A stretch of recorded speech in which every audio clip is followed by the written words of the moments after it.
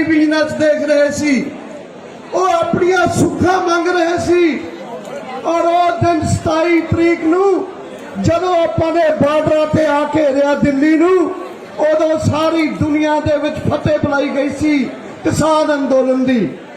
वो किसान अंदोलन जिसका जन्मदाता 9 नवंबर नू 7 नवंबर नू संयुक्त किसान मोर्चा गुरुद्वारा रकाबगंज दे विच बणिया सी।